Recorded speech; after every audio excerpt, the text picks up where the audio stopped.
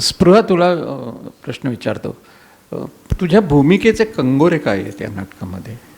आणि एक मगाशी म्हणालं तसं की रीमा लागूनी, रीमाताईंनी ही भूमिका केली होती. तर आपण जेव्हा अशी एखाद्या गाजलेल्या कलाकारांना केलेली भूमिका करतो त्यावेळेला साहजिकपणे तणाव यायची शक्यता असते. तर तो तणाव आला होता का? कितपत आला होता? अगदी खरं सांगायचं झालं तर तणाव नाही आला. Very good. कारण जसं आत्ता श्रीकांत दादाही म्हणला की आम्ही कोणीच हे नाटक पाहिलेलं नव्हतं. आम्ही अर्थात निश्चितपणे ऐकून होतो की खूप कमाल प्रयोग व्हायचा आणि ह्या सगळ्या लोकांनी हे अजरामर करून ठेवलेलं नाटक आहे. मी स्वतः रीमा मावशीकडून पुरुषमधल्या तिच्या रोलबद्दल ऐकलेलं आहे. आमचे छान संबंध होते आणि तिच्याकडून काही किस्से, काही गोष्टी तेव्हाच्या प्रयोगांमधल्या ह्या मी ऐकलेल्या होत्या. पण आता मला खरंच असं वाटतं की ती असायला हवी होती. तिला फार आनंद झाला असता मी तिने केलेली एक भूमिका करते आहे हे पाहून.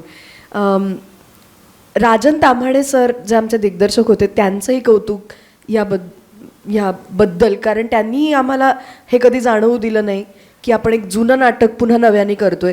दिग्दर्शक म्हणून त्यांनी या नाटकाकडे एक नवं नाटक ते बसवतात अशाच पद्धतीने पाहिलं. आमचं एक ठरलं होतं की नाटक जुनं आहे आणि ते ज्या काळात लिहिलं गेलं आहे त्याच पद्धतीने सादर करायचं. म्हणजे नाटकामध्ये बदल काहीही केलेला नाही की आपण जरासं ते आजच्या काळासारखं करूया. नाटकातल्या वेशभूषा असतील, अगदी किमतीचे काही उल्लेख असतील, म्हणजे 60 रुपये असं म्हटल्यावर अचंबित होतात नाटकातली पात्र. म्हणजे 60 रुपये ही मोठी रक्कम वाटण्याच्या काळातलं हे नाटक आहे ना. तर तसा अदरवाईज जो लुक अँड फील आहे बाहेर न बघता तो फक्त जुना आहे. आणि आतलं जे काही मानसिकता आहे ती मला असं वाटतं की ती कुठेतरी, कारण विषय कालबाह्य झालेला नसल्यामुळे ती अजूनही तशीच आहे. आपण फार बदललेलो नाही. म्हणजे माझ्याही डोळ्यासमोर एखादी अशी कणखर मुलगी समजा उभी करायची असेल तर ती अंबिकाच डोळ्यासमोर येते. आता त्या व्यक्तिरेखेला इतके वेगवेगळे कंगोरे, इतके वेगवेगळे पदर आहेत. मुळात तिचं वय, ती 25 वर्षांची मुलगी आहे, पण तिचं एक नॉर्मल चाललेलं आयुष्य जगत असताना एक ध्येयवादी पित्याच्या बरोबर ती वाढलेली आहे, लहानाची मोठी झाली आहे. त्याच्याकडून आलेले काही संस्कार आहेत, ज्याच्या प्रेमात ती पडली आहे, ज्याच्या आदर्शांकडे बघून ती भुलली आहे, त्याच्यावरती भाळली आहे, तो तिचा प्रियकर आहे. त्याच्याबरोबर काहीतरी एक नवीन संसाराची तिची जी काही स्वप्न आहेत की अशा पद्धतीने संसार करत करत आपण समाजाला बदलणारी एक चळवळ कुठली तरी करणार आहोत. ध्येयाने भारून स्वतः शिक्षिका झालेली ती मुलगी आहे की एक नवीन पद्धतीने आपण काहीतरी प्रयोग करून लहान मुलांना शिक्षणासाठी प्रवृत्त करू. या सगळ्या विचारांमध्ये अत्यंत पॉझिटिव्ह अशी वाटत असताना एक क्षण तिच्या आयुष्यात असा होतो की एक घटना तिच्या आयुष्यात अशी घडते की अंतर्बाह्य तिचं आयुष्य त्या एका क्षणात बदलून जातं.